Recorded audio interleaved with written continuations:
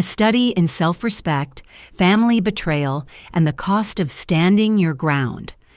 The morning sunlight filtered through the floor-to-ceiling windows of my kitchen, casting long shadows across surfaces that represented years of sacrifice and deliberation.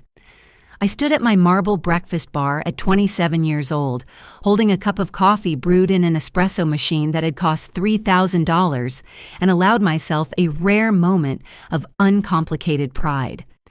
My name is Daisy, and I had constructed my entire adult life on the foundation of relentless self-improvement, professional achievement, and meticulous financial planning.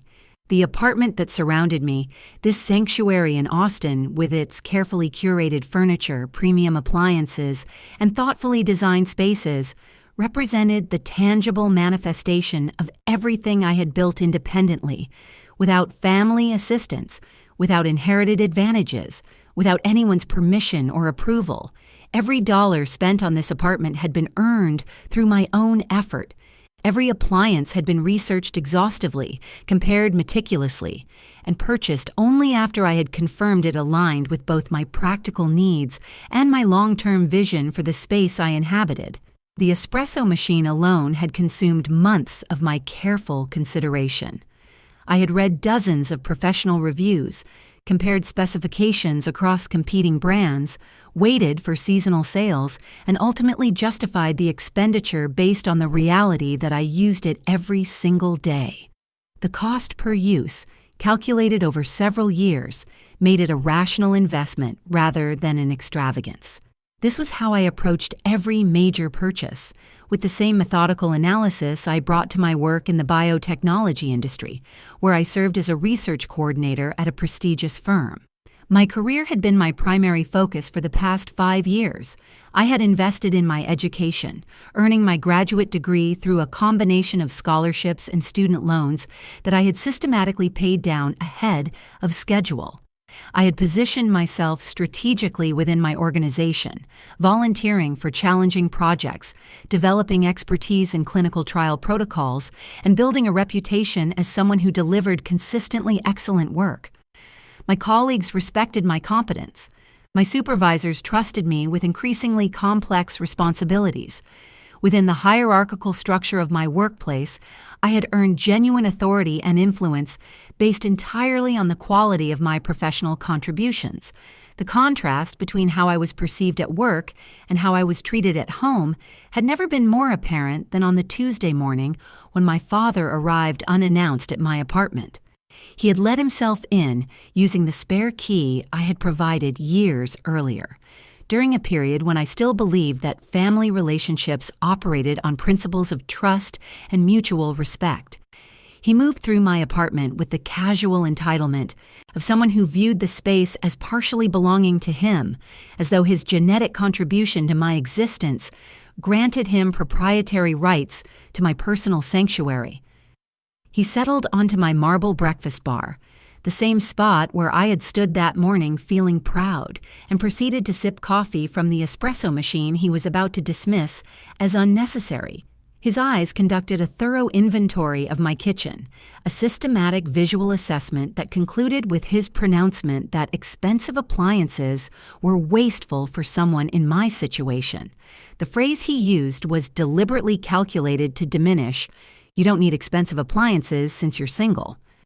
The casual shrug that accompanied his statement suggested he had simply articulated an obvious universal truth rather than expressing a personal opinion.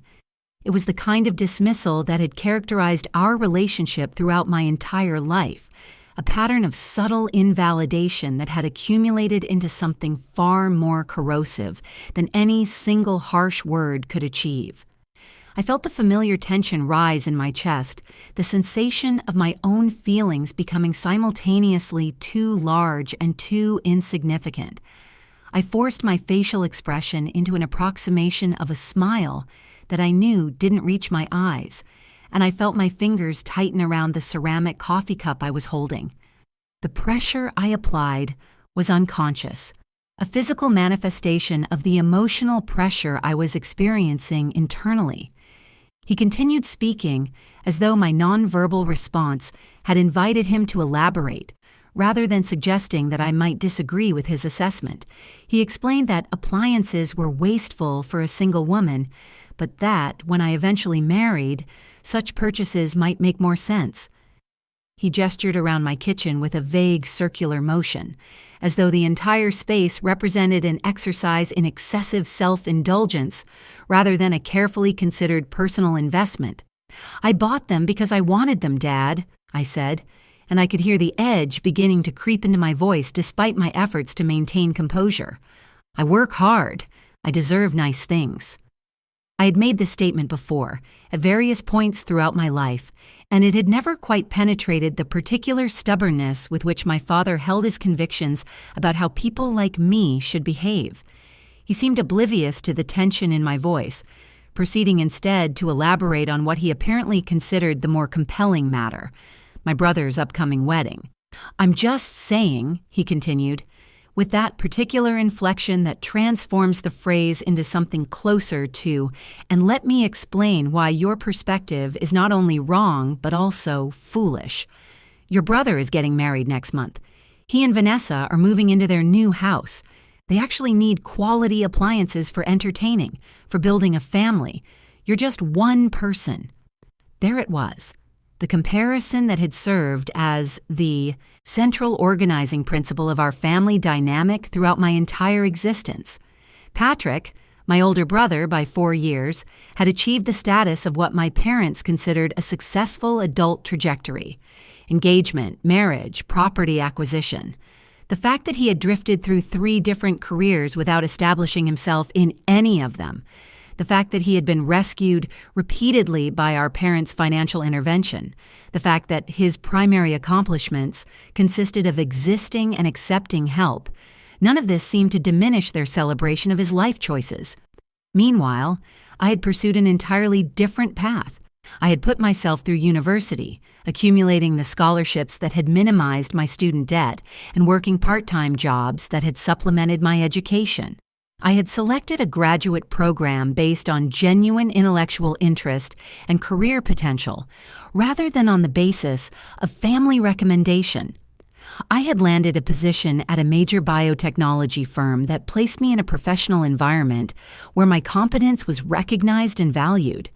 I had built a life that reflected my own values, my own aspirations, and my own careful planning.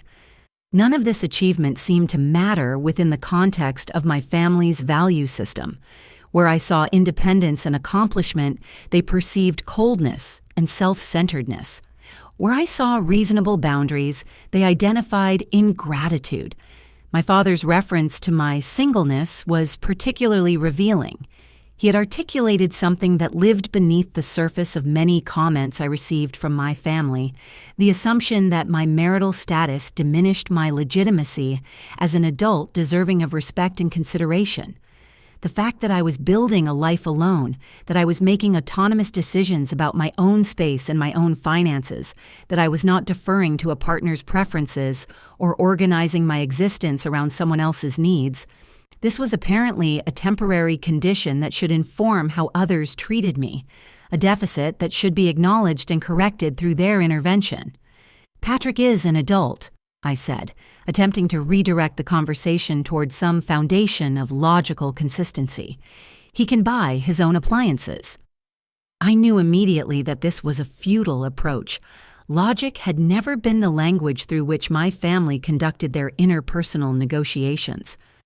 My father's expression hardened in response to my suggestion, and he articulated the phrase that had haunted me throughout my entire life: family helps family. He followed this with an observation about my fundamental character flaw. "Daisy, you've always been so independent, so cold about these things. Your mother and I worry about you." The word struck like a physical slap. Cold. I was cold because I had maintained boundaries around my own emotional labor and my own material possessions. I was cold because I had declined to hand over everything I had, worked for the moment someone else requested it. I was cold because I had learned, through years of careful observation and painful accumulation of evidence, that the only person I could genuinely rely on was myself. I had learned that my parents' love was conditional on my willingness to prioritize their comfort over my own needs, on my willingness to accept being overlooked and undervalued, on my willingness to make myself smaller and quieter and less demanding. "I need to get to the office," I said, setting down my coffee cup with deliberate precision. "I have a presentation at 9. My father simply nodded in response, but made no move to leave. He sat comfortably on my bar stool, apparently intending to remain in my apartment indefinitely. "I'll lock up when I'm done," he said casually. "Your mother wanted me to measure your windows for those curtains she's making." I hesitated, and in that moment of hesitation, I should have recognized the warning sign, should have trusted the subtle internal alarm that was beginning to sound. Something about the situation felt profoundly off, about his casual presence in my space, his unstated intentions, his confidence in my compliance. But I was already running late, and the presentation I was giving to our department heads about new clinical trial protocols had consumed weeks of my working life.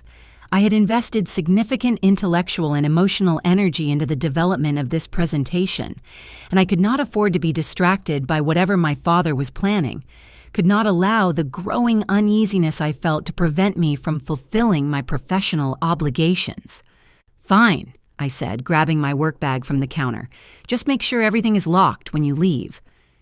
He raised his coffee cup in a gesture of acknowledgement, and I walked out of my apartment, the uneasy feeling following me all the way to my car like a persistent shadow I couldn't quite shake. The morning traffic through Austin was predictably terrible, giving me far too much time to think, too much space for my mind to wander and process the morning's conversation.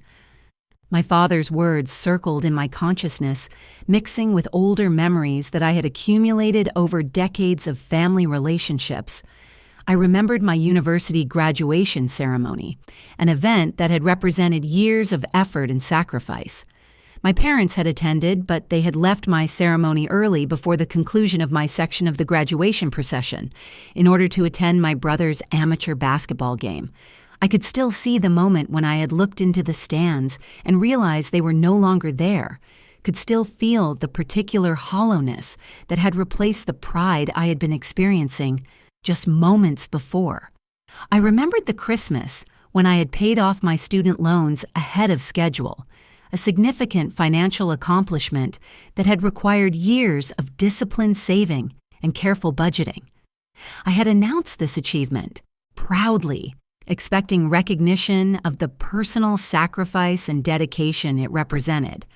My announcement had been met with lukewarm congratulations, followed immediately by a shift in the conversation toward my brother's new girlfriend, toward a new relationship that had existed for approximately 3 months and was presented as though it represented a significant life development, worthy of extended discussion and family attention.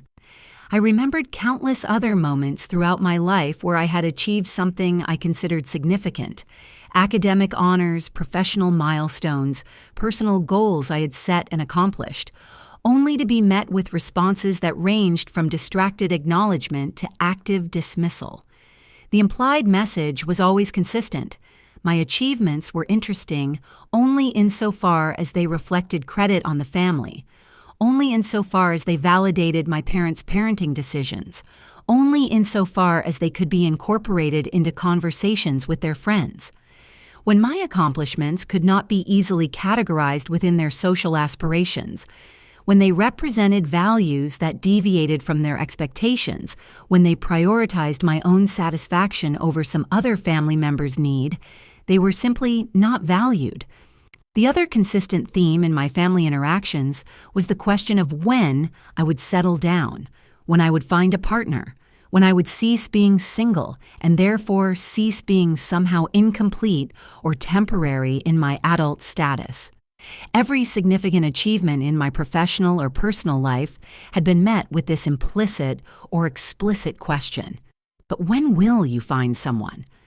as though my singleness was an unfortunate obstacle to be overcome, rather than an active choice I had made, as though my life could not possibly be considered successfully constructed until it included another person, as though my worth and accomplishment were somehow dependent on whether a man had chosen to commit to me.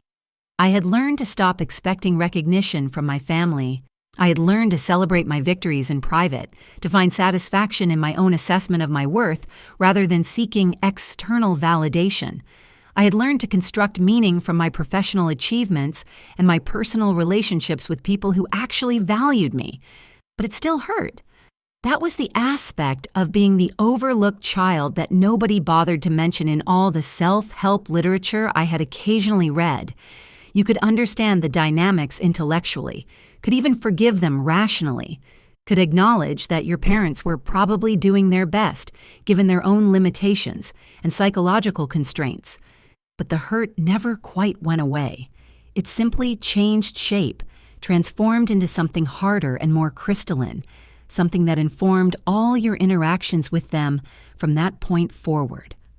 My office building rose against the Austin skyline in all its glass and steel promise, a monument to professional aspiration and achievement.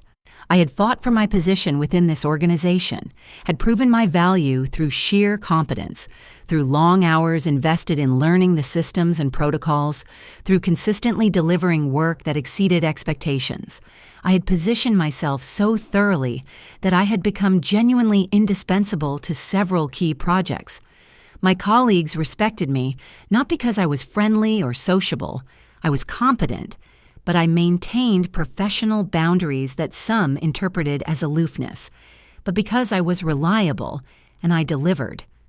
My supervisor trusted me with increasingly important projects, giving me opportunities that other coordinators were not offered, because she had observed through repeated interaction that I was capable of managing complex responsibilities and producing excellent results. Within this professional environment, I was not the cold, overly independent, emotionally withholding daughter who didn't appreciate family values or understand the importance of putting others' needs before my own. I was simply someone who was good at my job, someone who understood the technical aspects of clinical trial design, someone whose work was valued and whose contributions mattered. This was my element. This was where I belonged. This was the space where my worth was measured accurately and recognized appropriately. The presentation I delivered that morning went well. I fielded questions from the department heads with confidence and clarity, watching them nod as I explained the protocol modifications that would improve our trial efficiency by a conservative estimate of 30%. I had spent weeks researching and analyzing the existing processes, had identified inefficiencies through careful observation and data analysis, and had designed solutions that were both practical and evidence-based. This was my element. This particular space where my intelligence and analytical ability were not just valued, but actively sought out, where my contributions shaped organizational decisions, where my voice carried weight and authority. Afterward, as the department heads were filing out of the conference room, my supervisor Judith stopped me in the hallway outside my office. Judith was in her early 50s, sharp-eyed and brilliant, the kind of woman I had aspired to become since my first day at the organization. She carried herself with a quiet confidence that suggested she knew her value and did not require external validation to maintain her sense of worth. She had achieved significant professional success through a combination of competence, strategic positioning, and an absolute refusal to diminish herself for anyone's comfort. "Excellent work in there," she said, and I could hear genuine approval in her voice. "The board is going to love this. You're positioning yourself very well for the senior coordinator role." Pride bloomed warm in my chest, spreading through me like a physical sensation. This was genuine recognition, the kind that came from someone whose judgment I trusted, someone who had observed my work firsthand and was offering her assessment based on actual evidence. "Thank you," I said. "I've been working toward that." I had indeed been working toward that position for years, had been strategic about the projects I selected, had invested in developing expertise that would distinguish me from other candidates. The senior coordinator role represented not just a promotion, but a significant shift in my professional authority. It would place me in a position of genuine responsibility, with influence over organizational decisions and professional autonomy that I did not currently possess. "I know you have," Judith said, and something in her expression suggested that she understood more than just the surface-level career ambition. "That's why you're going to get it. Keep doing what you're doing." I returned to my office after our conversation ended, feeling considerably lighter than I had felt that morning, when my father's dismissive comments about my appliances had started my day off on a discordant note. In the context of Judith's professional validation, my father's perspective seemed smaller, less significant, less capable of diminishing what I had actually built. I allowed myself to sit with the pride and satisfaction I was experiencing, to acknowledge that I had achieved something genuinely impressive, to accept that my work mattered and was recognized by people whose judgment was sound. Let my father think my appliances were wasteful. Let my parents prioritize Patrick's material needs over mine. Let them construct their narrative of my coldness and ingratitude. I had built something here, within this professional environment, that had nothing to do with them, something they could not diminish or take away, something that could not be stolen or dismissed or replaced with inferior substitutes. I stayed late at the office that day, losing myself in the familiar rhythm of work that had always been more comfortable to me than navigating family relationships. The documentation surrounding the clinical trial protocols required careful attention to detail, and I found the systematic process of organizing information and refining processes to be deeply satisfying. It was nearly 7 in the evening when I finally packed up my things and headed home, the drive back to my apartment giving me time to decompress from the day, but also providing space for the morning's conversation to creep back into my thoughts. I thought about how I had saved for years, literally years of careful budgeting and prioritization, to furnish my first apartment, to create a space that felt like home, that felt like me, that reflected my aesthetic preferences and my values. I thought about how every piece of furniture had been carefully chosen, researched, assessed for quality and durability and alignment with my vision.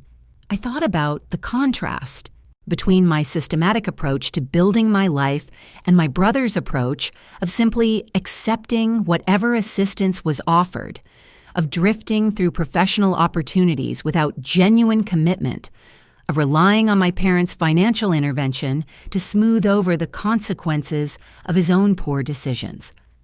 I thought about the years of working overtime, of skipping vacations that I could have taken but declined so that I could allocate those resources toward my financial goals, of brown bagging my lunches rather than eating out with colleagues, of making countless small sacrifices that accumulated into the ability to purchase quality appliances that made my space feel genuinely like home. The appliances had been the crown jewel of these efforts, the moment where all the accumulated sacrifice and planning came together into something beautiful and functional and genuinely mine. The complete set had cost $18,500. This figure represented the combined cost of a top-of-the-line refrigerator with a touchscreen interface and a sophisticated ice maker, a high-end 6-burner gas range with convection capabilities, a premium dishwasher with multiple wash cycles, the espresso machine that had started that morning's conversation, a wine cooler that maintained precise temperature and humidity controls, and a microwave that offered far more functionality than its budget-friendly alternatives. All of these pieces had been selected to match one another aesthetically, creating a unified design aesthetic in stainless steel that conveyed both elegance and functionality. Together, they represented not just appliances, but an investment in my quality of life, in the pleasure I experienced in my own home, in my right to surround myself with beautiful things that also functioned excellently.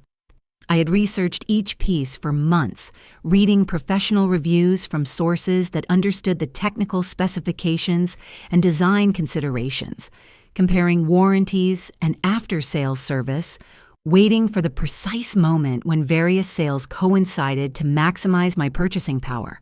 When the appliances had finally been installed 6 months ago, I had stood in my kitchen and felt something I rarely allowed myself to feel: pure, uncomplicated happiness. There was no anxiety about the cost, no guilt about indulgence, no worry about whether I deserved to have nice things. There was simply the pleasure of seeing something I had envisioned come into being, of creating a space that made me happy every single time I walked into it. My father's words echoed again as I pulled into my parking spot. "You don't need expensive appliances since you're single." The phrase made me angry all over again, made me confront something I had been trying not to fully articulate. My singleness did not diminish my deservingness. My unmarried status did not reduce the value of my income, or my labor, or my right to make choices about how to spend the money I earned. The fact that I did not have a partner did not mean that the space I inhabited should be treated as temporary, as provisional, as somehow less worthy of aesthetic investment than the space Patrick and Vanessa were constructing. I pulled into my designated parking spot and grabbed my work bag from the passenger seat. The building's elevator was functioning at its usual glacial pace, giving me time to check my phone for messages. There was a text from my mother. "Dad says your apartment is beautiful. So glad he could visit today. Don't forget about the engagement party this weekend." I typed back a non-committal response, something vague about possibly attending, though I had already decided that the engagement party was an event I would rather avoid, and pocketed my phone. The engagement party. Yet another event dedicated to celebrating my brother's mediocrity. Another gathering where I would be expected to smile and congratulate him and his fiancée. Another moment where I would stand on the sidelines, feeling invisible while people praised Patrick for achievements that barely qualified as such. The elevator doors opened on my floor, and I walked down the familiar hallway, my heels clicking against the polished concrete floor. I stopped in front of my apartment door, key already in hand, and the moment I stepped inside, I felt it immediately. Something was profoundly wrong. The silence was wrong. The emptiness was wrong. My eyes scanned the kitchen, taking in the horror piece by piece, detail by detail. The espresso machine was gone. In its place sat a battered old coffee maker that looked like it had been purchased at a discount store, the kind of device you could acquire for under $20, something that belonged in a college dormitory rather than in my carefully curated kitchen. The beautiful stainless steel gleam that had characterized my kitchen was nowhere to be seen. I moved further into the space with growing panic, taking inventory of each new loss. The wine cooler was gone, replaced by a scratched-up mini refrigerator that looked as though it had been pulled from someone's garage during a renovation project. The refrigerator, my gorgeous smart refrigerator with the touchscreen interface and the ice maker that had cost nearly $3,000, was gone. In its place stood an ancient white model, dented on one side, humming with an irregular rhythm that suggested mechanical problems. I yanked open the oven door with shaking hands, almost afraid of what I would find. Not my range. This was some cheap electric model, a significant downgrade from the professional-grade gas range I had owned. One of the burners was visibly damaged, discolored in a way that suggested it had not worked properly in some time. I gripped the counter, feeling my knees weaken, feeling bile rise in my throat. Every single appliance I had saved for, worked for, carefully chosen through months of research, all of it was gone. Stolen from my own home, by my own father, and replaced with garbage as though I wouldn't notice, as though I didn't deserve better, as though my things were interchangeable with trash, as though the violation of my trust and my property was acceptable, as long as some kind of functional replacement was left behind. My phone rang. My mother's name flashed on the screen. I answered, and my voice came out strangled, barely recognizable as my own. "What did Dad do?" There was a long pause on the other end of the line, and in that pause, I knew. I knew with absolute certainty that my mother was about to confirm what I had already pieced together. "Oh, honey," she said, in that bright, deflective tone she used when she knew she was in the wrong but planned to brazen through it anyway, to pretend I was overreacting, to transform my legitimate anger into evidence of my emotional dysfunction. "We were going to tell you tomorrow. Your father picked up your appliances this afternoon. Patrick needs them for his new house, and you don't really need such expensive things. You're just one person." The repetition of that phrase, "just one person," cut through me like a blade. This was not an explanation or a justification. This was a fundamental statement about how they viewed me, about my reduced status, about the diminished claim I had on things I had purchased with my own money. "He stole from me," I said, each word precise and cold, measured out carefully so that I would not lose control of my voice, so that I would not allow the rage I was feeling to become hysteria they could dismiss. "He came into my home and stole $18,000 worth of my property."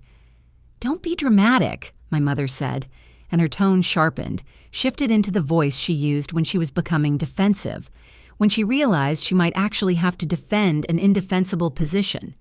"We're family. We help each other. Your father left you perfectly functional replacements. You won't even notice the difference."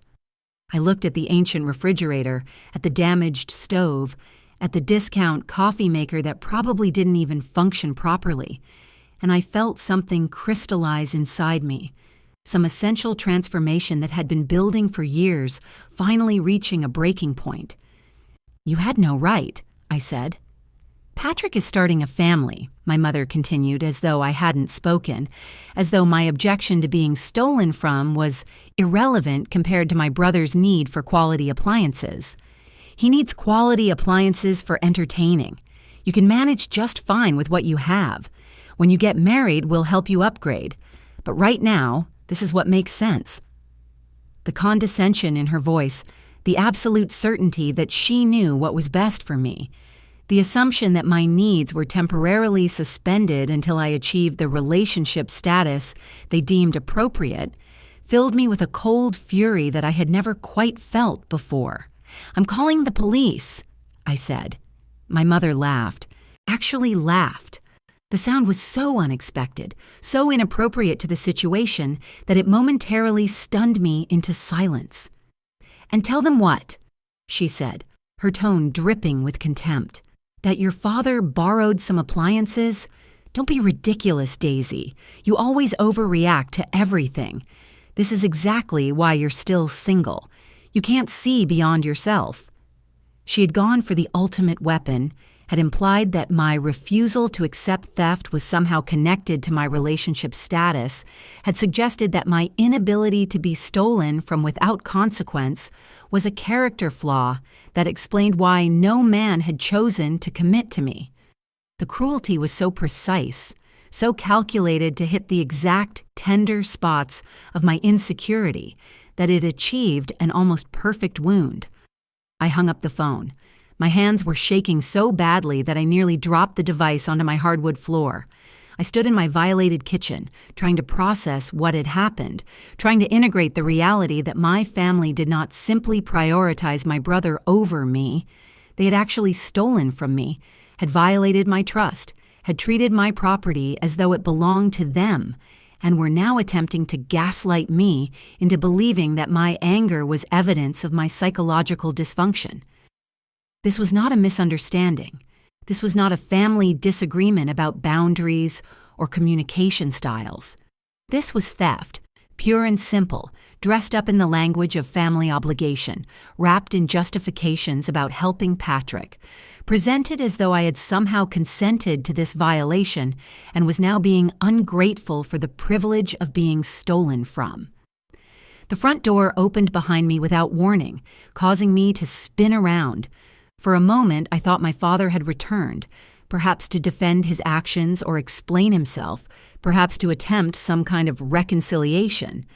But it was Patrick who walked in, that familiar cocky grin on his face, that expression of entitlement that I had come to recognize and resent. "Hey, sis," he said, looking around my apartment with the kind of casual assessment that suggested he was evaluating his own property. "Mom said you might be upset. I wanted to come talk to you before this got blown out of proportion." "Get out," I said, my voice low and controlled, each word carrying weight through sheer force of will rather than volume. He held up his hands in mock surrender, the gesture suggesting that I was being unreasonable, that my anger was disproportionate, that he was a reasonable person attempting to engage with someone who was not being rational. "Come on, don't be like that. I just came from our new place. The appliances look amazing. They're going to be perfect for when we host Vanessa's family. You should see how the refrigerator fits in our kitchen layout. It's like it was meant to be there." Something in his tone, the casual entitlement, the complete lack of awareness of what he had taken from me, the absolute certainty that I should be happy for him despite the personal violation I had just experienced, snapped something fundamental inside of me. "Those appliances were mine," I said, and I could hear the anger creeping into my voice, rising despite my efforts to maintain cool composure. "I saved for 2 years to buy them. You have no right to them." "Dad said you wouldn't mind," Patrick said, his expression shifting to one of confused innocence, the kind of expression that suggested he was a victim of circumstances rather than a willing participant in theft. "He said you told him it was fine, that you wanted to help us out." "That's a lie, and you know it," I said. He shrugged and settled onto my couch, with the casual entitlement of someone who was planning to stay indefinitely, someone who felt no sense of intrusion in my space, someone who believed my home was as much his as it was mine. "Look, I get that you're upset," he said, his tone shifting into the patronizing register he used when he believed me to be irrational. "But this is what family does. We help each other out. You make good money. You can buy new appliances whenever you want. Vanessa and I are just starting out. We need the help." "You're 31 years old," I said, my voice rising despite my efforts to maintain calm. "You have a job. You could have saved for your own appliances just like I did." "It's not the same," he said, and something in his tone suggested that he genuinely believed this, that he had constructed a narrative in which his needs were more legitimate than mine because he was attached to another person, because he was building a life with someone else, because his future involved partnership while mine only involved solitude. "We have a mortgage, wedding expenses, all kinds of costs you don't have to worry about. You're just one person in a one-bedroom apartment. We're building a life together." There it was again, that phrase that had become the central weapon in my family's arsenal. Just one person. As though my singleness made me less deserving, less important, less real. As though the life I had built meant nothing because I had built it alone. As though there was something incomplete or temporary about my adult status until some man had agreed to share it with me. "I want my appliances back," I said clearly. "Tomorrow, or I'm calling the police." Patrick laughed, that same dismissive sound my mother had made, the sound of someone who believed I was bluffing, who believed I would not actually follow through, who believed that my anger would fade and I would eventually accept the theft and move on. "The police?" he said. "For what?" "Dad has a key. You gave it to him. He came over. We moved some appliances around. There's no crime there. And good luck explaining to a judge why you're trying to get your own brother arrested for accepting a gift from your father." "It wasn't Dad's gift to give," I said. Patrick leaned back, crossing his arms over his chest in a gesture that suggested he was settling in for a longer conversation, that he believed he had constructed a legal defense that would hold up under scrutiny. "I'm not so sure about that. You might want to think carefully before you make this a big thing. Mom and Dad have done a lot for you over the years. It would be a shame to ruin your relationship with the whole family over some appliances." The threat was barely veiled, fall in line, accept the theft, or face being cut off from your family entirely. It was the same pattern that had played out my entire life, escalated now to a genuinely criminal level. Accept being stolen from or lose what little family connection remained. Accept violation or be accused of destroying the family. Prioritize your parents' comfort over your own dignity or be labeled selfish. Get out of my apartment, I said again, and this time I did not phrase it as a request. Fine, he said, standing and heading toward the door. But think about what I said. Is this really the hill you want to die on? Is it worth destroying the family over a refrigerator? He left and I locked the door behind him, then went further and wedged a chair under the handle for good measure. I trusted nothing about my family anymore. They had proven themselves willing to come into my home, to take what they wanted, to violate my trust and my space, and to feel entitled to do so. They had demonstrated that the only way they understood love was through compliance, through accepting whatever they decided was best for me, through making myself smaller and quieter and less demanding. I called Victoria, my best friend who worked in the legal department of a pharmaceutical company, someone who had been my emotional anchor through numerous family difficulties. She answered on the second ring, apparently aware from my tone that something was seriously wrong. I need a lawyer, I said without preamble. A really good one. Someone who handles theft and family law. What happened? She asked, concern flooding her voice.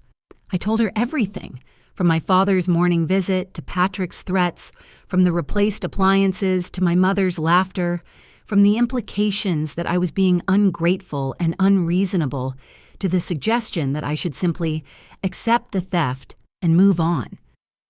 By the time I finished my narrative, she was silent for a long moment. This is bad, she finally said, but it's also straightforward. What they did is absolutely illegal.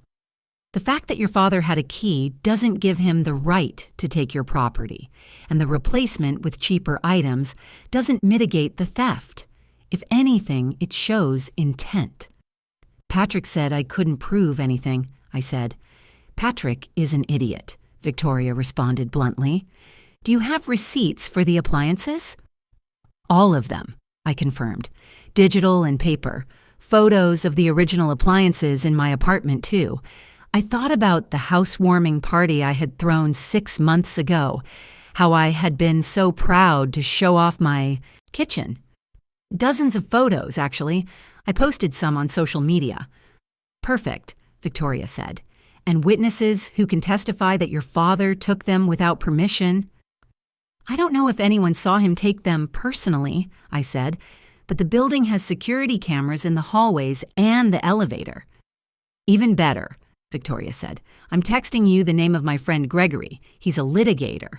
Handles property disputes and family conflicts. He's expensive, but he's worth every penny. Tell him I sent you. He owes me a favor, so he'll at least do a consultation for free. Thank you, I said, feeling the first small spark of hope since I had walked into my ransacked kitchen. I really can't thank you enough. Daisy, Victoria said, her voice shifting to something gentler, more cautious. Are you sure you want to do this? Your family is going to fight back. It's going to get ugly. I looked around my apartment at the cheap replacements for my beautiful appliances, at the violation of my space and my trust, at the evidence of a betrayal that could not be explained away or minimized.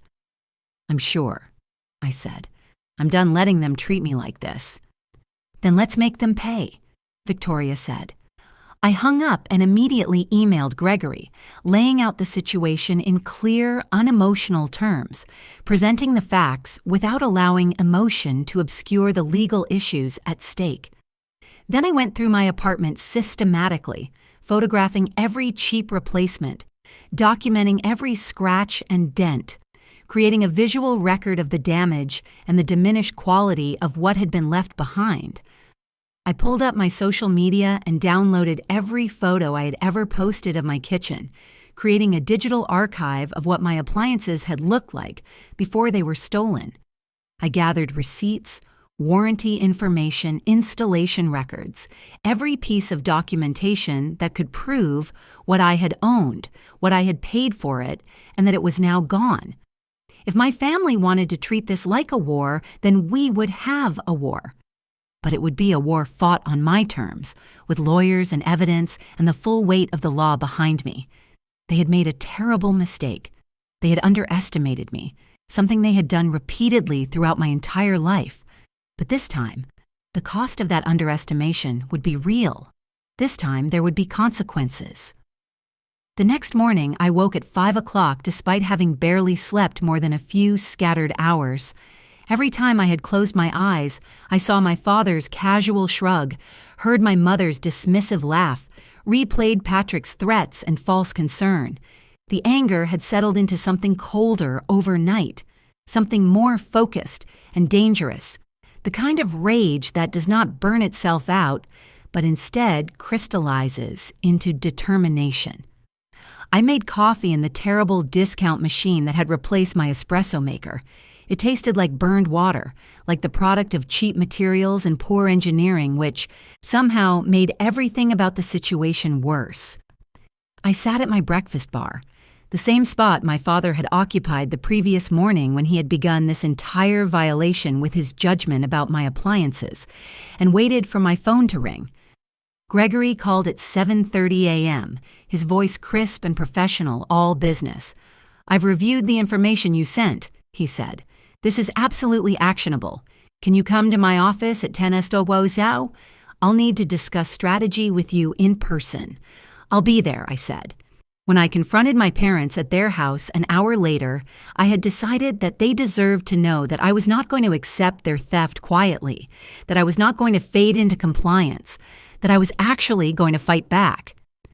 They were eating breakfast in their sunny kitchen, completely unconcerned, apparently operating under the assumption that I would eventually see things their way, that I would acknowledge that Patrick's needs outweighed my own, that I would accept being stolen from because maintaining family peace mattered more than maintaining my dignity. My mother looked up from her grapefruit with mild surprise at my unexpected arrival. "Daisy, what are you doing here so early? Don't you have work?" "I called in sick," I said, my voice steady and controlled. "We need to talk about what Dad did yesterday." My father sat down his newspaper and turned to face me with the kind of expression that suggested he was addressing an inconvenient emotional outburst from his daughter, rather than a serious confrontation about criminal behavior. "If you're here to make a scene about the appliances, you can save your breath. What's done is done. Patrick needed them more than you did." "You stole from me," I said, keeping my voice level despite the rage that was building beneath the surface. "You came into my home with a key I gave you in trust, and you stole $18,500 worth of my property. That's a felony." My mother's expression hardened. "Don't be so dramatic. We gave you replacements. You're not without appliances. Your father left you with perfectly functional—" "You gave me junk worth maybe $500 total," I interrupted, "and most of it doesn't even work properly. The oven's burner is broken, the refrigerator leaks. The dishwasher won't close right. These are not acceptable replacements. These are damage control after a theft." "So we'll get them fixed," my father said irritably, as though the mechanical problems were simply an afterthought, an inconvenient detail that could be easily remedied. "You're making this into a much bigger deal than it needs to be. Patrick needed quality appliances for his new house. He's starting a family. You're just one person who apparently doesn't appreciate family values." The final phrase, "just one person," contained everything about how they saw me. My singleness was not a neutral fact about my relationship status. It was evidence of my incompleteness, my temporary nature, my reduced deservingness. "I want my appliances back," I said clearly. "Today, or I'm pursuing this legally." They both laughed, actually laughed at the prospect of me taking legal action against them. "With what lawyer?" my father said. "Do you know how expensive it is to sue someone? By the time you pay legal fees, you could have bought new appliances twice over. You're not thinking straight." Patrick needs them more, my mother repeated, as though this phrase were a universal truth that should end all discussion, as though my brother's need for entertaining appliances outweighed my right to keep the property I had purchased. He's getting married. He's buying a house. He's building something real. You need to support your brother instead of being selfish about some kitchen equipment. The words hit like physical blows, each one a reminder of every time my achievements had been minimized, my feelings dismissed, my worth questioned. I had graduated at the top of my class. I had built a successful career in a demanding field. I had saved and planned and worked for everything I had.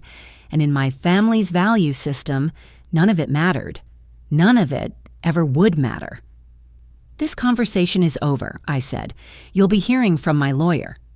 My father stood, and I watched his expression harden into something I had not seen very often, actual anger directed at me. "You threatened me with lawyers in my own house after everything your mother and I have done for you. We put you through school. We supported you. We gave you every opportunity. And this is how you repay us by attacking your own brother over some appliances." "You didn't put me through school," I said, my voice shaking now with barely controlled rage. "I had scholarships and student loans that I paid off myself. You came to my graduation for 20 minutes before leaving for Patrick's basketball game. You've supported Patrick his entire life while I got nothing but criticism for being too independent, too cold, too selfish." "That's not true," my mother said, but her voice wavered, suggesting that on some level she recognized the truth of what I was saying. "It's completely true," I said, "and I'm done pretending otherwise. I'm done being the overlooked child. I'm done watching you give Patrick everything while telling me I don't deserve basic respect. You stole from me. You violated my home, and you're going to face consequences for it." I left before they could respond. My hands were shaking as I drove away from the house I had grown up in, away from the place where I had learned that love was conditional, that approval had to be earned and re-earned, and would never quite be enough, where Patrick was celebrated for mediocrity, while I was criticized for excellence. Gregory's office was in a sleek downtown building, all glass and modern furniture. He was younger than I expected, maybe 40, with sharp eyes and an air of barely contained intensity. He listened to my story without interrupting, taking careful notes occasionally, his expression remaining neutral and professional throughout. When I finished my narrative, he set down his pen and leaned back slightly. "This is cut and dried," he said with the kind of confidence that comes from years of handling exactly this type of case. "Your father committed theft. The fact that he had a key is irrelevant. The property was yours, purchased with your money, documented with receipts. He had no legal right to take it. The replacement with inferior goods doesn't mitigate the crime. If anything, it demonstrates consciousness of guilt. He knew what he had done was wrong, which is why he tried to cover it up with substitute items." "My brother said I couldn't prove anything," I said, testing his confidence against Patrick's assertion. Gregory smiled thinly, the expression suggesting that he had encountered many people who had no understanding of how legal evidence actually functioned. "Your brother is wrong. We have your receipts, your photographs, your social media posts showing the appliances in your apartment. We'll subpoena your building security footage showing your father leaving with the items. We'll document the current state of the replacement appliances, their age, their condition, the repairs they require. This is an easy case to prove." "What happens next?" I asked. "We file a police report for theft. We file a civil suit for the value of the property plus damages. We get a restraining order preventing your father from entering your property, and we make it very, very expensive for them to have done this to you." Hope bloomed in my chest, warm and bright and real.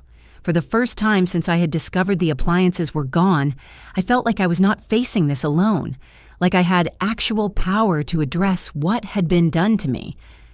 "How long will this take?" I asked. "Depends on whether they fight it or settle," Gregory said thoughtfully. My guess is that once they realize we're serious, they'll try to settle quickly. People who steal from family members usually rely on their victims being too intimidated or too guilty-ridden to pursue legal action. When you call their bluff, they tend to fold fast. "I want to pursue criminal charges," I said, "not just civil." Gregory studied me for a moment, his expression shifting to something more cautious. "That's going to make this harder on you. Criminal charges mean involving the police, the district attorney. It means your father could face jail time. Are you prepared for how your family will react to that?" I thought about my mother's laugh, my father's shrug, Patrick's threats. I thought about 27 years of being treated as less than, of having my accomplishments ignored and my needs dismissed. I thought about coming home to find my beautiful kitchen ransacked, replaced with junk, violated. I thought about the casual entitlement with which they had stolen from me, the dismissal with which they had responded when I expressed anger, the attempts to gaslight me into believing that my anger was evidence of my dysfunction. "Yes," I said, "I'm prepared. I'm past the point of being unprepared. I need them to understand that there are actual consequences for this." "Then we'll pursue both criminal and civil," Gregory said. "I'll draft the police report for you to file today. I'll also prepare a demand letter to your father, requiring the return of the appliances within 48 hours or we escalate. Are you ready for this to get ugly?" "It's already ugly," I said. The police report was filed by noon that same day. The officer who took my statement was sympathetic to my situation, but clearly uncomfortable with the family aspect of what had occurred. She asked me multiple times if I understood that this could result in criminal charges against my father, asked me repeatedly if I was sure this was what I wanted to pursue. Her repeated questioning suggesting that she wondered if perhaps I might change my mind, if perhaps I would decide that family loyalty should outweigh legal consequences. "I understand," I said each time she asked. The answer never varied. I did understand exactly what I was setting in motion. The demand letter was delivered by courier at 2 p.m. Gregory had drafted it to be maximally intimidating, while remaining technically accurate and professionally presented. It contained detailed descriptions of the theft, estimated values citing the purchase receipts I had provided, citations of relevant criminal statutes, and a clear timeline for compliance. Return the appliances within 48 hours or face immediate legal action on both criminal and civil fronts. My phone started ringing at 2:15. My mother first, then my father, then my mother again. I didn't answer any of the calls. Then Patrick called 3 times in rapid succession. I sent every call to voicemail, not ready to engage in conversation with any of them, not willing to allow them to attempt to persuade me or manipulate me or shame me into backing down. Finally, a text from Patrick. "You're really doing this over appliances? You're going to destroy this family over a refrigerator." I typed back, "You destroyed this family when you stole from me. Return my property." His response came immediately. "They were gifts from Dad. He can give gifts to whoever he wants." I typed, "They were my property that he stole. 48 hours." I silenced my phone and went back to work, or at least I attempted to. Focusing on clinical trial protocols while my family was imploding was nearly impossible, but I forced myself to concentrate, to push through the emotional turmoil and maintain professional functionality. This job, this career was mine. They couldn't take it from me. They couldn't diminish it. No matter what happened with my family, I still had this, a professional identity that was separate from my family dynamics, a sense of competence and value that did not depend on their recognition or approval. Judith stopped by my office at 4 p.m. She seemed to sense that something was disturbing my usual professional composure. "You okay?" she asked. "You seem distracted." I debated lying, then decided against it. I owed myself honesty, and I owed Judith the respect of being truthful with someone who was showing concern for my well-being. "Family issues," I said. Nothing that will affect my work. Do you need some time off? She offered, the suggestion indicating that she understood family crises could sometimes require temporary removal from the workplace. No, I said. Work is the only thing keeping me sane right now. She studied me with those sharp eyes that seemed to see more than surface-level performance. I've been where you are. Family can be the most toxic thing in your life if you let them. Whatever you're dealing with, don't let them make you doubt yourself. Thank you, I said, meaning it deeply. Her words, coming from someone I respected, helped me maintain perspective about what was actually happening, helped me remember that I was not crazy for pursuing legal action, that I was not cruel for refusing to back down. That evening, I stayed late at the office again, partly to finish the work that had accumulated during my emotional distraction, and partly to avoid going home to my violated apartment, to avoid confronting the cheap replacements for my beautiful appliances, to avoid sitting alone with my thoughts in a space that had been invaded. When I finally did return home, I checked the locks 3 times and wedged the chair under the door handle again. Trust, once broken, was nearly impossible to rebuild. I had given my father a key to my home as an act of trust, and he had violated that trust in the most fundamental way. The key was no longer welcome.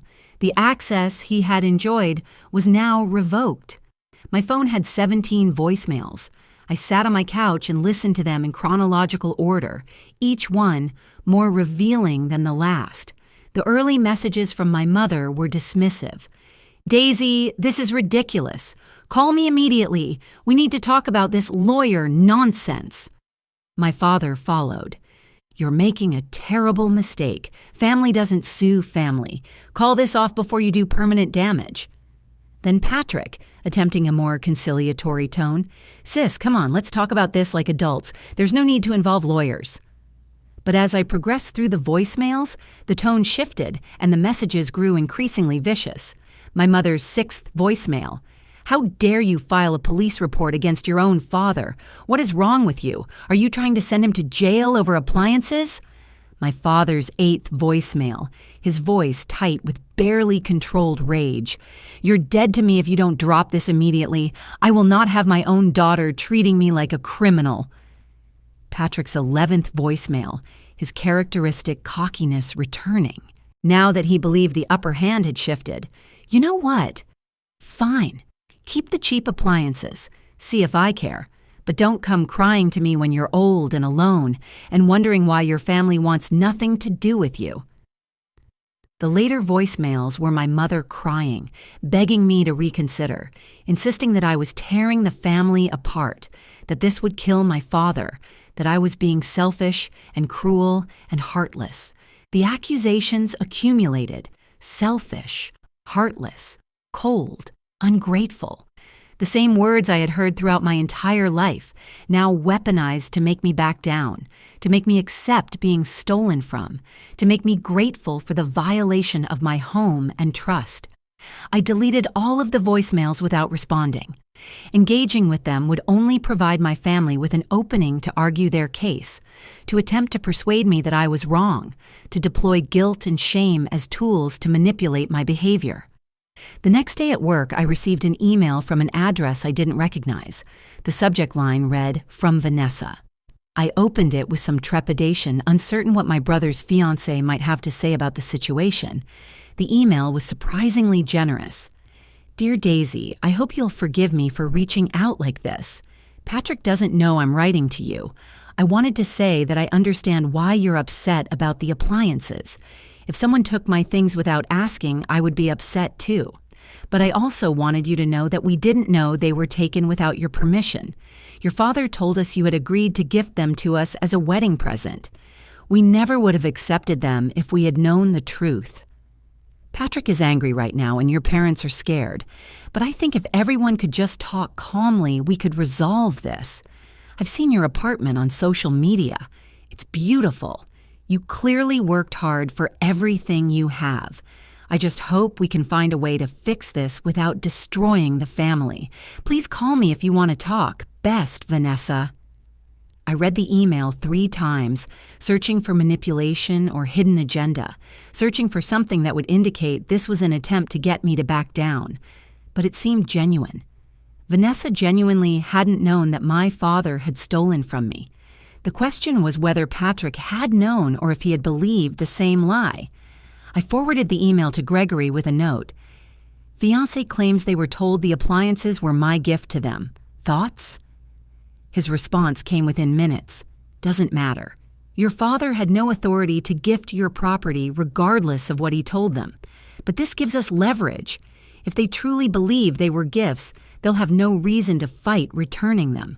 Stay strong. That evening, I came home to find a package outside my door. No return address. I brought it inside cautiously, half expecting something terrible. Inside was a photo album. My baby book, actually, one my mother had kept and apparently decided to use as emotional leverage. A note was tucked into the first page in her handwriting. So you remember that you were loved once. The passive aggression was stunning.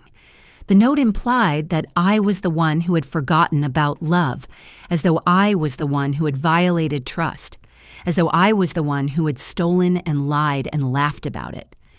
I flipped through the album anyway, looking at photos of myself as a child. There I was at 5, gap-toothed and grinning. There at 10, holding a science fair trophy with obvious pride. There at 16 in my graduation gown. My mother had documented it all, had kept these memories, had presumably loved me once. What had changed? When had I become the cold, selfish daughter who didn't deserve respect? Or had I always been seen that way? My accomplishments recorded for posterity but never truly valued. My feelings consistently deprioritized compared to my brother's needs. I closed the album and set it aside. Nostalgia was a trap designed to manipulate me into backing down, into believing that the love that might have existed in the past somehow excused theft in the present. My phone rang. An unknown number. I answered cautiously. Daisy? It was Patrick's voice, but different from usual, uncertain, carrying a weight that suggested something fundamental had shifted. Can we talk? Just you and me, about everything? Against my better judgment, I agreed. Patrick arrived 20 minutes later, looking worse than I had ever seen him.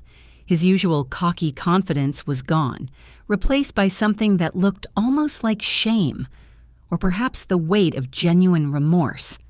Thank you for seeing me, he said, standing awkwardly in my doorway. I didn't invite him in. I was not ready to make that gesture of trust. You have 10 minutes. Vanessa told me she emailed you, he began without preamble. She wasn't supposed to, but I'm glad she did. Daisy, I swear to you, I didn't know Dad took the appliances without your permission. He told me you had agreed to gift them to us for our wedding. He said you wanted to help us out. I studied his face, looking for the lie, trying to determine whether he was being truthful or whether this was an act designed to manipulate me into backing down. I believed him, I said coldly. Even though I had never mentioned anything about it to you directly, even though I had just bought those appliances 6 months ago and posted about how proud I was to afford them. He flinched. I didn't think about it that deeply. Dad said it was settled. I trusted him. And when I told you they were stolen, when I was clearly upset, you threatened me instead of questioning whether Dad had told you the truth, I continued. I know, he said quietly. I was defensive. I didn't want to believe that Dad would do something like that. It was easier to think you were overreacting than to accept that he had lied to both of us. He didn't lie to both of us.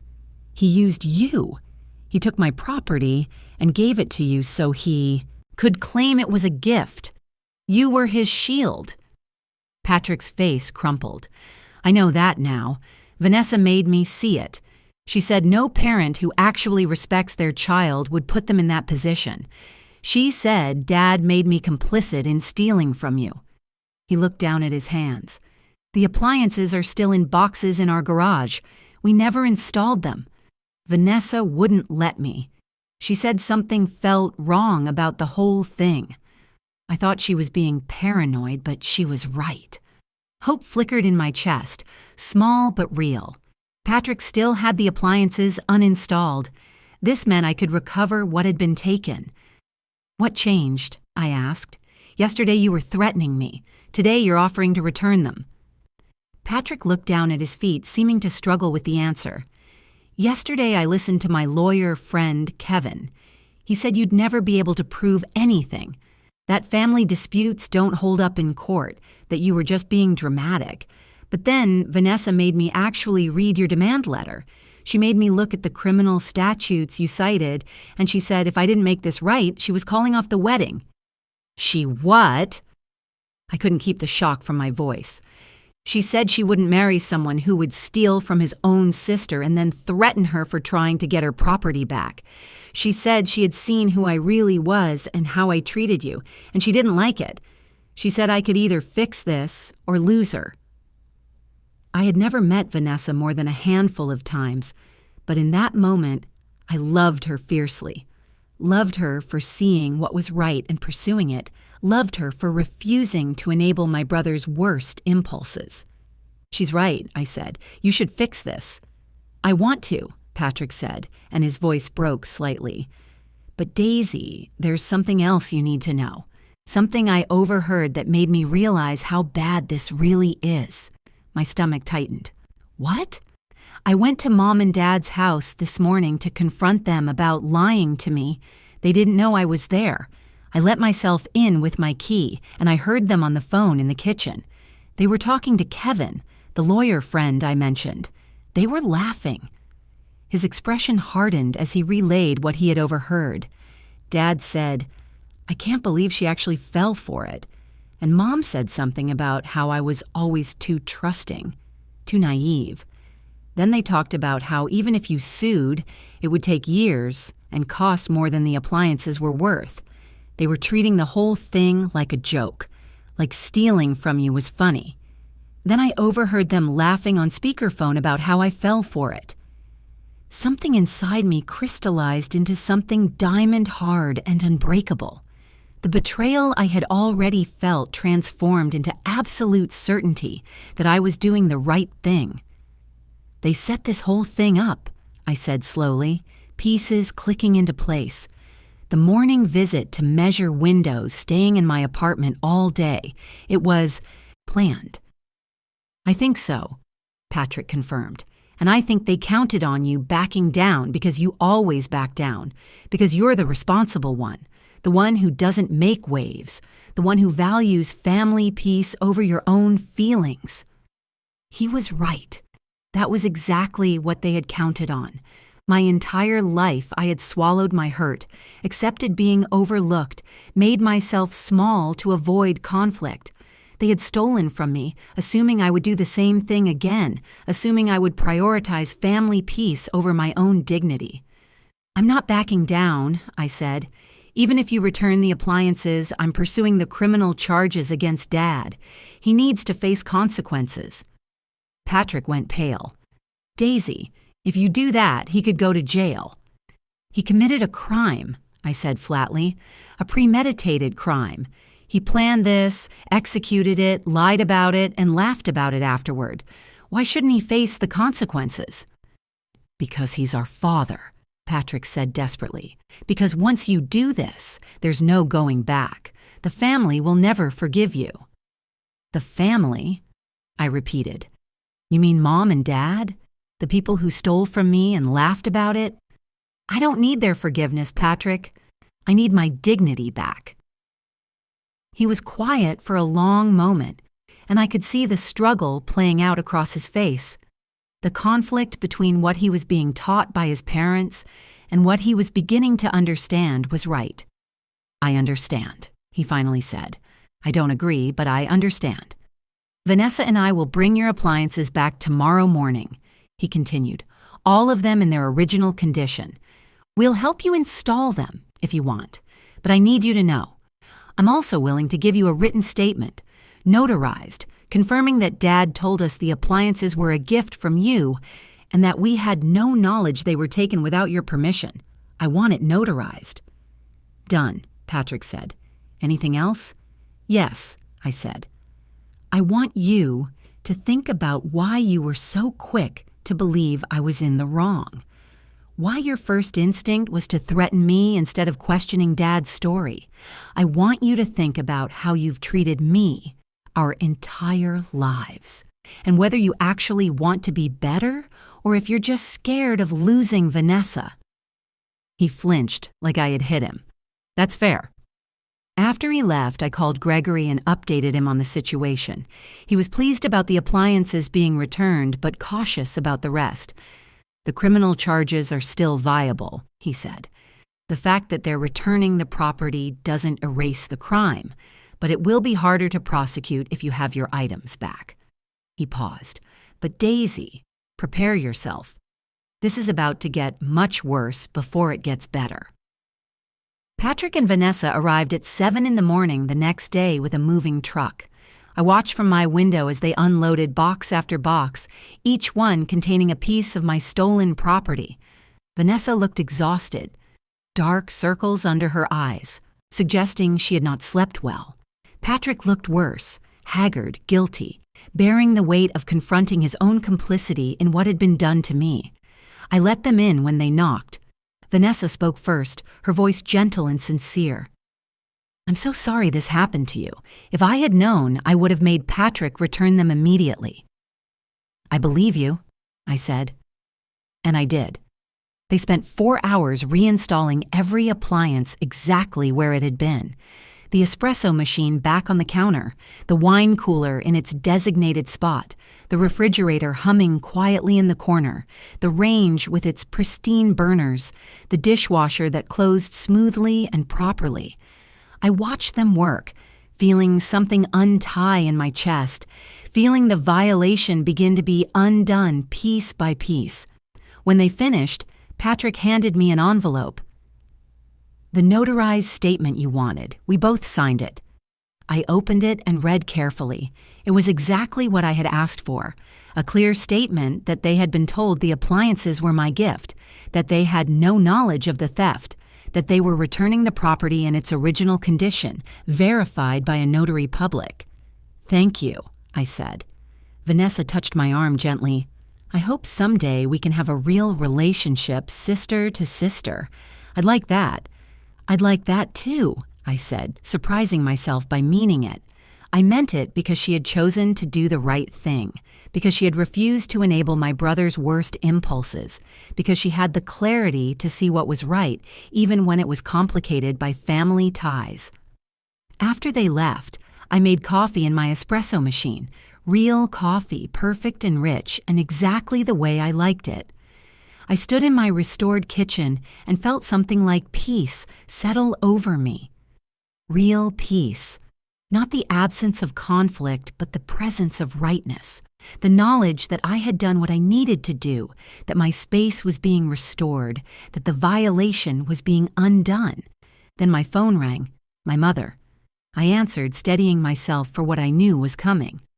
Patrick told me he returned the appliances, she said, her voice tight. I hope you're satisfied now. You've gotten what you wanted. Now drop the charges against your father. No, I said simply. What do you mean, no? You have your precious appliances back. There's no reason to pursue this further. He committed a crime, I said. Returning the stolen property doesn't change that. He needs to face consequences. You're going to send your father to jail over a misunderstanding? Her voice rose to a near shriek, the pitch suggesting she was becoming increasingly desperate. It wasn't a misunderstanding. It was premeditated theft. He planned it. He executed it. He lied about it. And he laughed about it afterward. I know because Patrick heard you. Silence. Then in a cold voice I had never heard from her before. Patrick had no right to tell you about a private conversation. Patrick had every right to tell me that you were mocking me for being naive enough to trust my own father, I shot back. You know what the worst part is? Not the theft itself. It's that you thought it was funny. You thought stealing from me was amusing. We were just blowing off steam, my mother said defensively. You were threatening us with lawyers. We were upset. I was threatening you with lawyers because you stole from me, I said, each word precise and hard. And instead of apologizing, instead of showing even a shred of remorse, you laughed. You called me naive. You planned to just wait me out because you thought I would back down like I always do. Daisy, please, my mother said, and now she was crying. Please don't do this. Your father made a mistake. He knows that now. But criminal charges, that will destroy him. It will destroy this family. You destroyed this family, I said quietly, when you chose to treat me like I don't matter, when you chose Patrick over me again and again, when you stole from me and expected me to just accept it. We love you, she sobbed. We've always loved you. No, I said. You loved the version of me that didn't make waves, the version that accepted being overlooked, the version that worked hard and achieved things you could brag about but never actually valued. You loved me as long as I stayed in my place, but I'm not that person anymore. I hung up and immediately called Gregory. They're panicking. My mother just called, begging me to drop the charges. Good, he said with grim satisfaction. Let them panic. The district attorney's office called this morning. They're moving forward with the case. Your father will be formally charged within the week. What does that mean? I asked. It means he'll be arrested, arraigned, and offered a plea deal or go to trial. Given that he returned the property, he'll probably be offered probation and restitution, but it will go on his permanent record. He'll have a criminal conviction. The weight of that settled over me. My father would have a criminal record because of me, because I had refused to back down. Was that wrong? The question haunted me, but I pushed it aside. The criminal charges were filed, and that was when the extended family called. Aunts and uncles I barely spoke to, cousins I hadn't seen in years, all of them with the same message. How could I do this to my father? How could I be so cruel? Didn't I understand what this would do to him? Not one of them asked what he had done to me. I stopped answering the phone. I blocked numbers. I made my social media private after my aunt posted a long, vicious screed about ungrateful children who destroy their families over material possessions. The comment section filled with relatives I hadn't thought about in decades, all agreeing that I was selfish, cruel, heartless.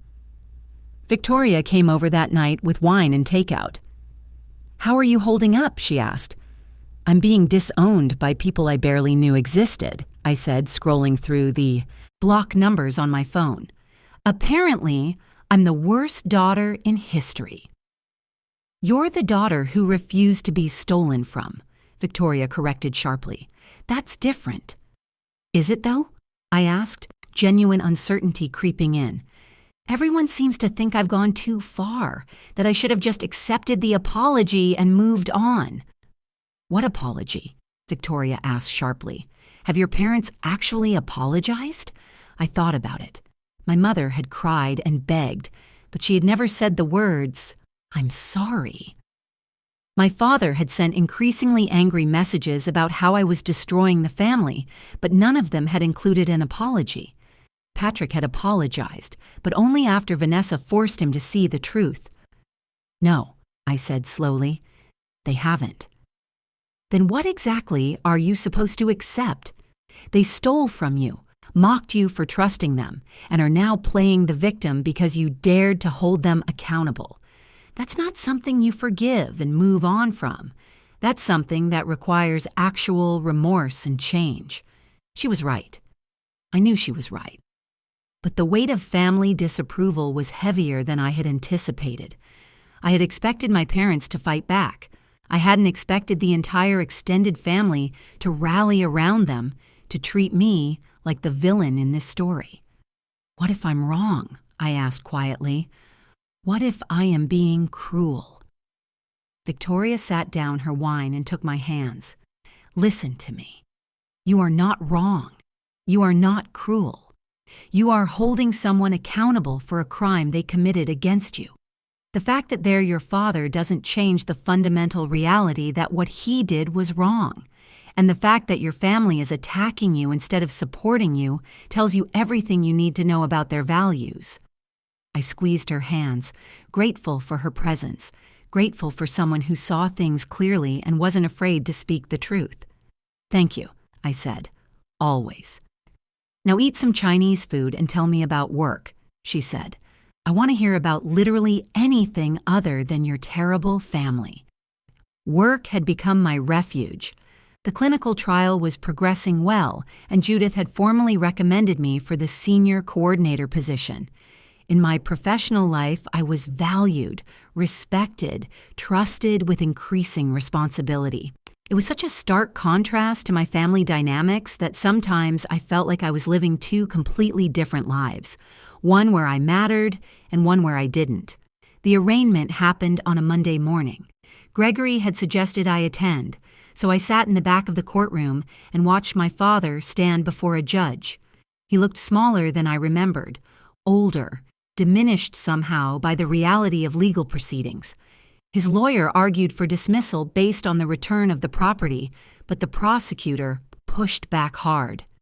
The defendant used his access to his daughter's home to commit premeditated theft, she said, her voice ringing through the courtroom. He took $18,500 worth of property, replaced it with damaged items worth a fraction of that value, and attempted to cover up the theft by claiming it was a gift. This was not a family dispute. This was a crime. The judge agreed.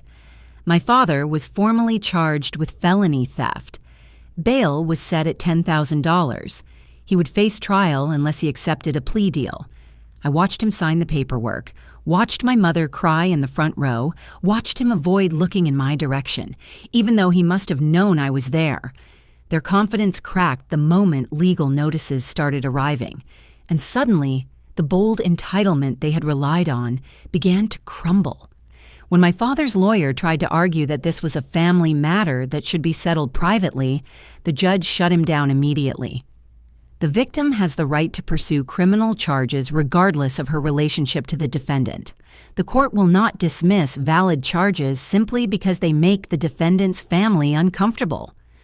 I left the courthouse feeling something I hadn't felt in weeks: validation.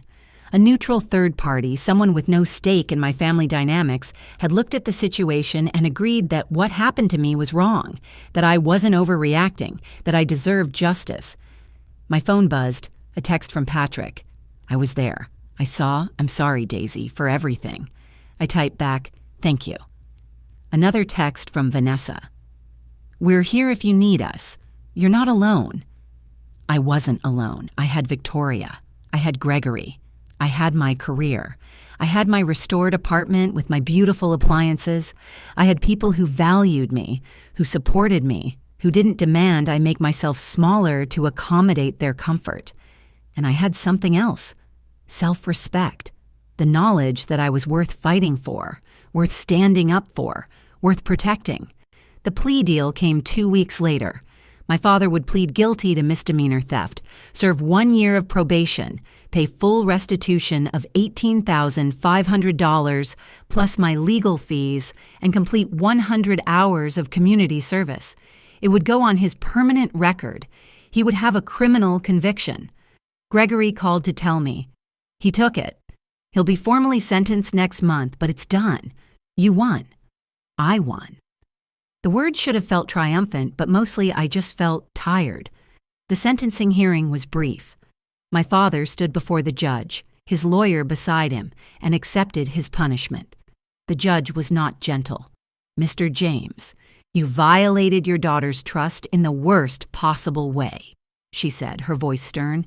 "You used your access to her home to steal valuable property, then attempted to justify that theft by claiming family obligation. This court finds your actions reprehensible. The sentence reflects not just the monetary value of what you took, but the breach of trust that accompanied it." My father nodded, his face pale. My mother sobbed in the front row. I sat in the back, watching it unfold with a strange sense of detachment. When it was over, when my father had been formally sentenced and the courtroom began to clear, he finally looked at me, really looked at me for the first time since this whole thing began. His expression was complex: shame, anger, hurt, defeat. I stood up and walked past him without responding. There was nothing left to say. Outside the courthouse, Vanessa was waiting. She had attended the hearing with Patrick, who looked shaken. "Are you okay?" she asked me. "I think so," I said. "Are you?" She nodded. Patrick and I have been in therapy working through a lot of things about his family dynamics and his role in them. It's been hard, but good. "I'm glad," I said, meaning it. Patrick approached cautiously. "Daisy, I know I don't have the right to ask for your forgiveness, but I want you to know that I'm working on being better, on understanding how I contributed to the way you were treated. Vanessa is helping me see things I couldn't see before." "That's good, Patrick," I said. "I hope you mean it." "I do," he said.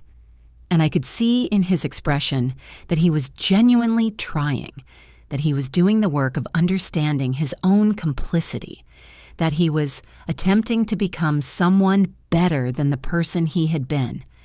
"Maybe someday we can have a real relationship," he continued, "but I understand if you don't want that." I studied him, my brother who had been my competitor and my rival and my co-conspirator in my parents' games. He looked different now, less cocky, more uncertain, maybe a little more real. "Maybe someday," I said. "But not now, I need time." He nodded, accepting that boundary without pushing, understanding that I had given what I could give in that moment. As the situation resolved in my favor and the boundaries finally stuck, I walked away from all of them knowing I would never look back. Not in anger, not in regret, but in the simple knowledge that some chapters needed to close completely before new ones could begin. The restitution check arrived a month later, $18,500 plus $12,000 in legal fees. I deposited it and immediately donated the $18,000 to a women's legal defense fund. I didn't need the money. What I had needed was the principle, the acknowledgement, the boundary. At work, I was promoted to senior coordinator. Judith took me out to celebrate at a small restaurant downtown, just the two of us. "I'm proud of you," she said, raising her glass of water. "Not just for the promotion, but for everything. I know this year has been difficult." "It has," I admitted, "but I think I'm better for it." "You are," she said. "You set boundaries. You stood up for yourself. You didn't let people who claim to love you treat you as lesser. Those are skills that will serve you well, both personally and professionally." We clinked glasses, and I felt, for the first time in months, genuinely happy. Not the bitter satisfaction of revenge, but the quiet contentment of knowing my worth and demanding others recognize it too. My parents never apologized. The extended family eventually stopped calling, stopped posting about me on social media, stopped trying to make me the villain. They simply wrote me off as the daughter who destroyed the family, the cold one who chose material possessions over love. Let them think that. I knew the truth. I knew that I had chosen self-respect over abuse, boundaries over manipulation, justice over false peace. I knew that the appliances had never been the real issue. They had been the concrete, undeniable proof of something I had always known but never been able to name. That my family saw me as less than, as someone whose needs and feelings didn't matter as much as maintaining their comfortable delusions. Patrick and Vanessa stayed in touch. Small texts at first, then occasional coffee meetups. They were genuinely trying to change, to build a relationship with me based on respect rather than obligation. I appreciated the effort, even if I wasn't ready to fully trust it yet. Victoria remained my rock, my chosen family, the sister I had never had. She celebrated my victories and supported me through the difficult moments, never once suggesting I should have handled things differently. 6 months after the sentencing, my father attempted to reach out. A letter arrived, handwritten, full of explanations and justifications and carefully worded non-apologies. He was sorry I had been hurt. He wished things had gone differently. He hoped someday I would understand that he had only been trying to help Patrick. I read it once, then shredded it. Understanding was not the same as acceptance, and his perspective was not my responsibility to validate. My life continued, better than before. I traveled. I pursued hobbies I had neglected while focused on building my career and my apartment. I invested in friendships with people who actually valued me. My career flourished. My apartment remained my sanctuary. My beautiful appliances became a daily reminder that I was worth fighting for. In the months that followed, my father's conviction became local knowledge in his small social circle. The community service hours he completed at a food bank meant facing questions from volunteers and staff who had heard about his case. His longtime friends from the golf club grew distant, their invitations drying up once word spread about why he had a criminal record. The shame he had tried to avoid by stealing quietly had multiplied 100-fold through the legal process. My mother, who had laughed about my naivety, found herself increasingly isolated as other mothers in her social groups quietly questioned her judgment. The narrative they had tried to control, the ungrateful daughter destroying her family, crumbled as people learned the facts. Premeditated theft, returned property, criminal conviction. Their reputation, which they had valued above my well-being, lay in ruins of their own making. As for me, I built a life defined not by what had been taken from me, but by what I had reclaimed. My dignity, my voice, my absolute refusal to accept less than I deserved. Sometimes, late at night, I would stand in my kitchen making perfect espresso in the machine I had saved for, and think about the daughter I used to be, the one who made herself small, who swallowed hurt, who prioritized family peace over her own worth. She was gone now, replaced by someone harder, wiser, and infinitely more free. I never regretted the path I chose, never doubted that justice had been the right response to betrayal, and I carried forward the knowledge that justice, when it is really the enforcement of boundaries long violated, can taste exactly like the freedom it is.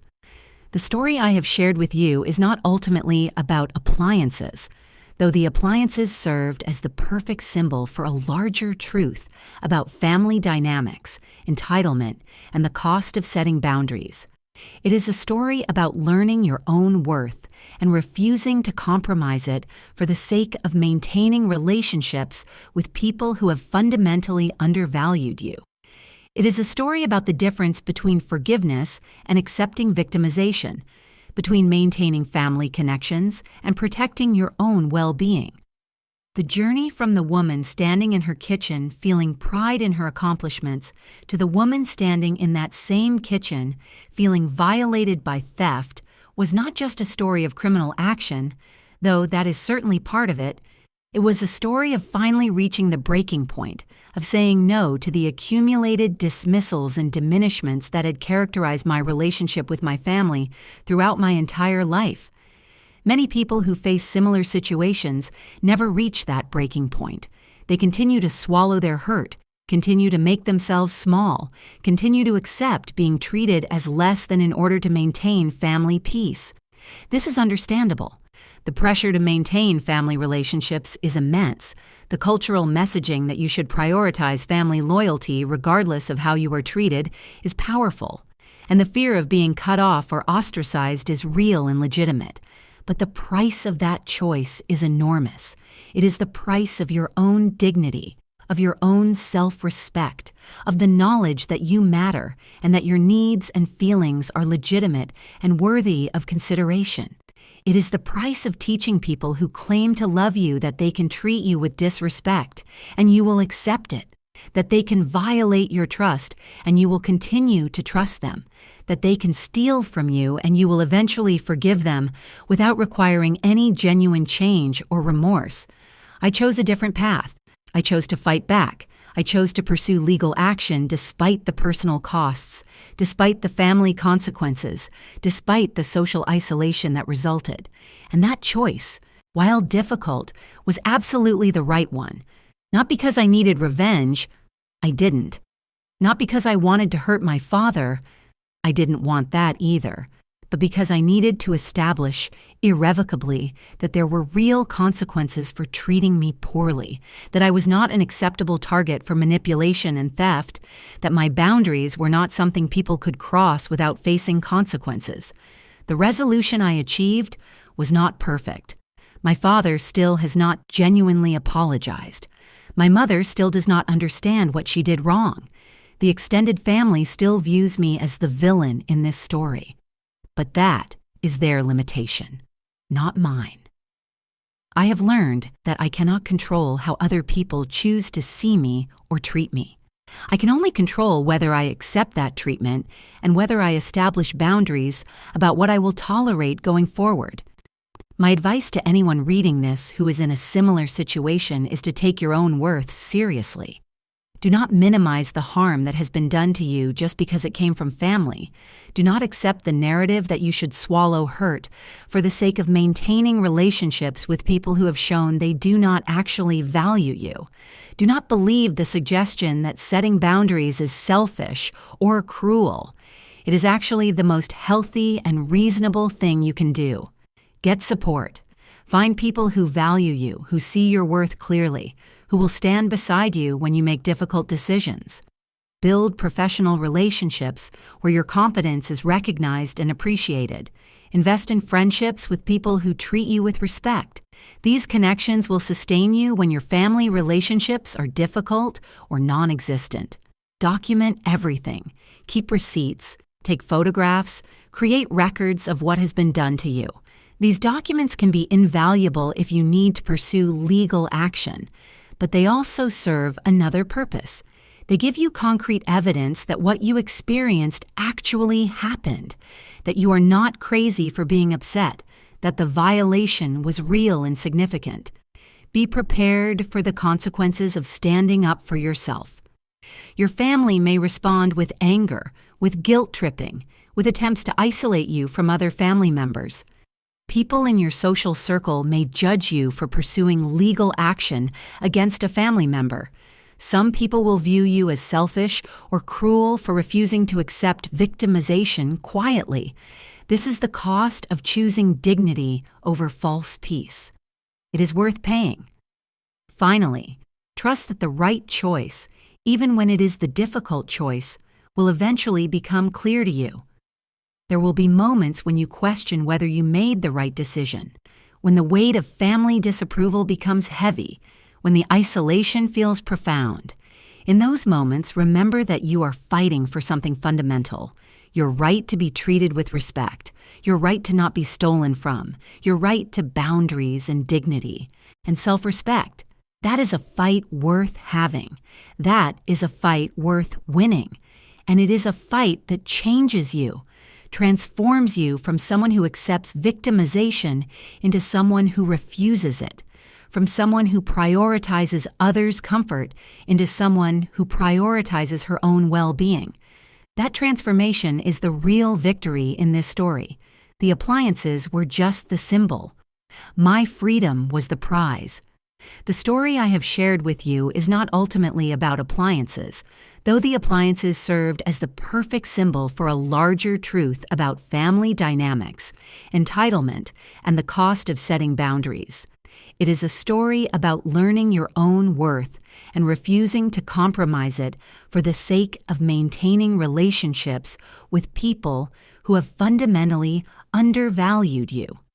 It is a story about the difference between forgiveness and accepting victimization, between maintaining family connections and protecting your own well-being. The journey from the woman standing in her kitchen, feeling pride in her accomplishments, to the woman standing in that same kitchen, feeling violated by theft, was not just a story of criminal action, though that is certainly part of it. It was a story of finally reaching the breaking point, of saying no to the accumulated dismissals and diminishments that had characterized my relationship with my family throughout my entire life. Many people who face similar situations never reach that breaking point. They continue to swallow their hurt, continue to make themselves small, continue to accept being treated as less than in order to maintain family peace. This is understandable. The pressure to maintain family relationships is immense.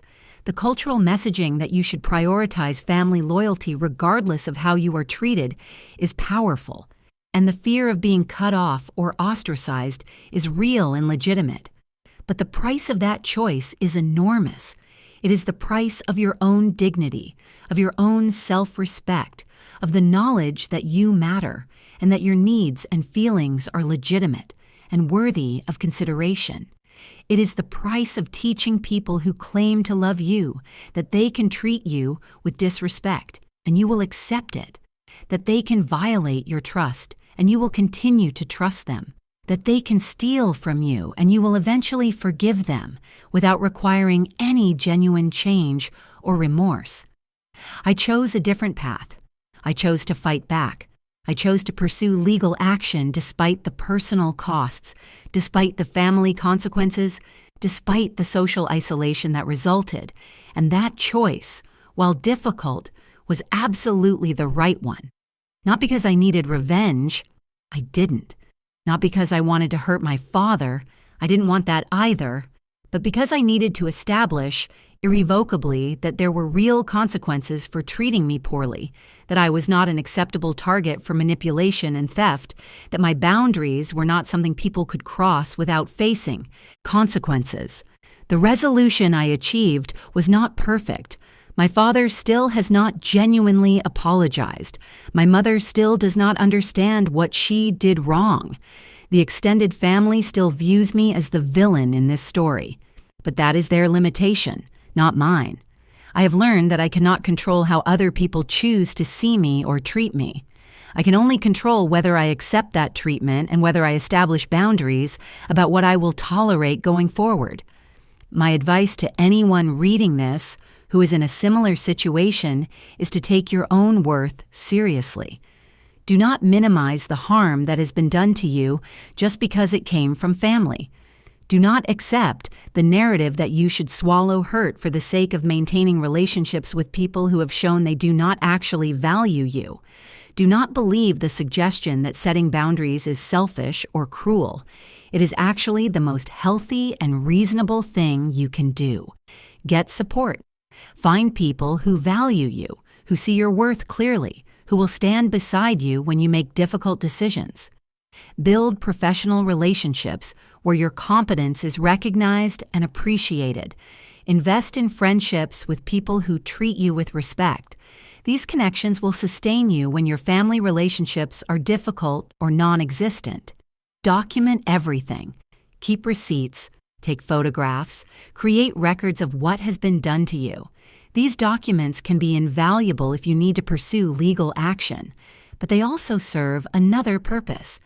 They give you concrete evidence that what you experienced actually happened, that you are not crazy for being upset, that the violation was real and significant. Be prepared for the consequences of standing up for yourself. Your family may respond with anger, with guilt-tripping, with attempts to isolate you from other family members. People in your social circle may judge you for pursuing legal action against a family member. Some people will view you as selfish or cruel for refusing to accept victimization quietly. This is the cost of choosing dignity over false peace. It is worth paying. Finally, trust that the right choice, even when it is the difficult choice, will eventually become clear to you. There will be moments when you question whether you made the right decision, when the weight of family disapproval becomes heavy, when the isolation feels profound. In those moments, remember that you are fighting for something fundamental: your right to be treated with respect, your right to not be stolen from, your right to boundaries and dignity and self-respect. That is a fight worth having. That is a fight worth winning. And it is a fight that changes you, transforms you from someone who accepts victimization into someone who refuses it, from someone who prioritizes others' comfort into someone who prioritizes her own well-being. That transformation is the real victory in this story. The appliances were just the symbol. My freedom was the prize.